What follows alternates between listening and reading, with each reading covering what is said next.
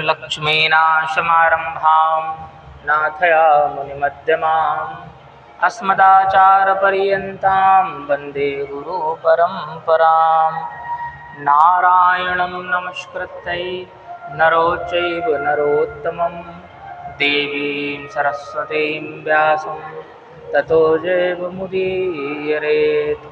लक्ष्मी नारायण भगवान की जय। एकादशी महारानी की जय। एकादशी महात्मा की जय। जय जय श्री राधे। तो आज जो है बैसाख शुक्ल पक्ष एकादशी है और इस एकादशी का नाम मोहिनी है। तो आइए हम लोग कथा श्रवण करते हैं। धर्मराज युधिष्ठिर पूछते हैं कि हे जनार्दन, बैसाख मास के शुक्ल पक्ष में किस नाम की एकादशी होती है, उसका क्या फल मिलता है तथा उसके लिए कौन सी विधि है। भगवान श्री कृष्ण कहते हैं, महाराज, पूर्व काल में परम बुद्धिमान श्री रामचंद्र जी ने महर्षि वशिष्ठ से भी यही बात पूछी थी जिसे आज तुम मुझसे पूछ रहे हो। तब क्या पूछा था? प्रभु श्री राम कहते हैं कि हे भगवान, तो समस्त पापों का क्षय तथा सब प्रकार के दुखों का निवारण करने वाला व्रतों में उत्तम व्रत हो, उसे मैं सुनना चाहता हूँ। तब वशिष्ठ जी कहते हैं कि हे प्रभु, तुमने बहुत अच्छी बात पूछी है।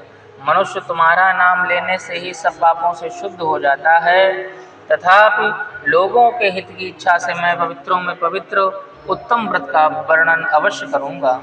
बैसाख मास के शुक्ल पक्ष में जो एकादशी होती है, उस एकादशी का नाम मोहिनी है। वह सब पापों को हर लेती है और मनवांछित फल प्रदान करती है।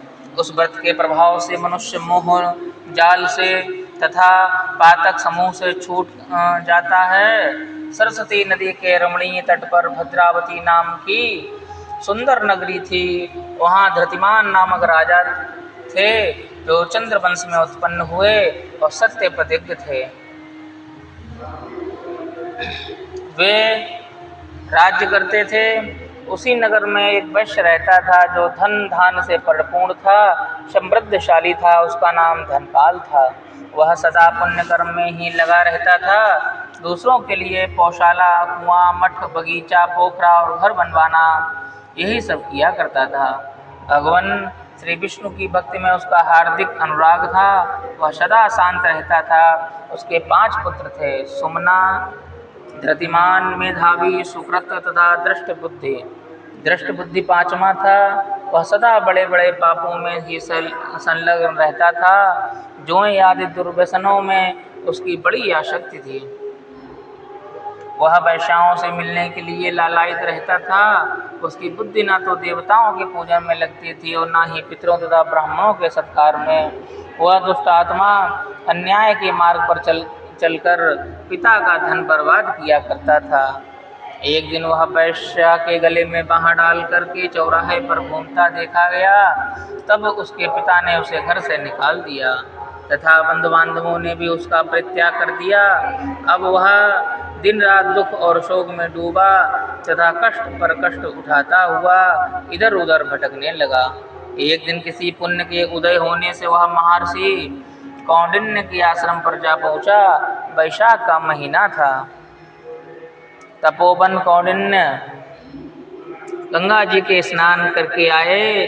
दृष्ट बुद्धि शोक से भार से पीड़ित होकर के मुनिवर कौंडिन्य के पास गया और हाथ जोड़ करके सामने खड़ा होकर बोला कि हे ब्राह्मण, हे द्विश्रेष्ठ, मुझ पर दया कीजिए और कोई ऐसा व्रत उपाय बतलाइए जिसके प्रभाव से मेरी मुक्ति हो। तब महर्षि कौंडिन्य कहते हैं कि बैसाख मास के शुक्ल पक्ष में मोहिनी नाम की प्रसिद्ध एकादशी व्रत आएगी। उसी एकादशी व्रत का तुम पालन करो। मोहिनी को उपास करने पर प्राणियों के अनेक जन्मों के किए हुए मेरु पर्वत के समान महापाप भी नष्ट हो जाते हैं।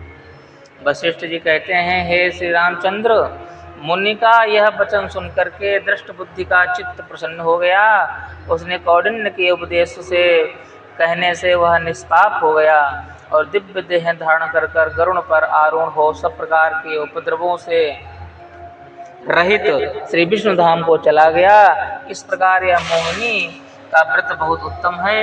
इसके पढ़ने और सुनने से सहस्त्र गोदान का फल प्राप्त हो जाता है। वैशाख मास के शुक्ल पक्ष की मोहिनी एकादशी की कथा जो है वो यहीं संपन्न होती है। बोलो एकादशी महारानी की जय, एकादशी महात्म की जय।